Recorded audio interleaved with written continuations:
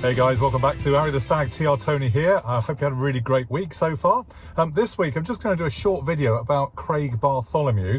Now Craig, we've met on the channel before. He runs the Stag Hood Factory, very well known by Stag Owners Club community, and his specialism is all around the Triumph Stag hood and how he fixes these and repairs them. He's a fantastic guy. If ever you get stuck with a frame issue or a hood issue, he's your guy, I think, to go talk to. Anyway, this week he sent in a short video of a job that he'd done on one of the very early Stags, and I think it was one of the pre-production models. It's only a short clip, but it just shows you what kind of work he gets up to. Let's go and have a look.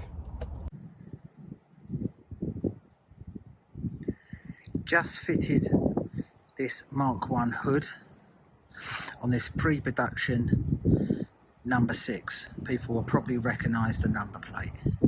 The hood is actually in double duck, which they used on the early cars.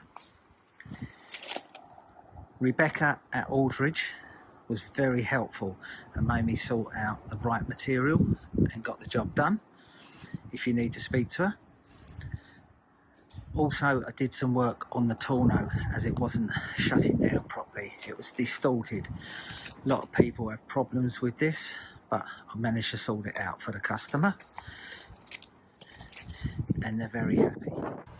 All right guys, well, brilliant work Craig, and some fantastic jobs being done there. The car looks stunning, and just as an aside, I thought I'd mention the some of the differences for us to remember when watching and looking for a Mark 1 or a Mark 2 Stag. The Mark 1 you'll have seen from that video. A very obvious one is the quarter light that you see at the back of the hood. So in each side you've got the rear, well, you've got the rear screen, and then you've got the quarter lights either side. So that's a really obvious example of Mark 1. Also, the fact that they have grey badges, so they're not black badges with the Stag emblem on the front and on the side. They have got grey backgrounds. Again, that's another really good clue to watch for. And also the seats themselves, very often they don't have the independent headrest that the Mark 2s have. So these are all little clues. I get some subtle differences about the types of cylinder head, whether they're domed or flat, and so on. But those are the key ones to keep an eye out for when you're looking for a Mark 1 or a Mark 2.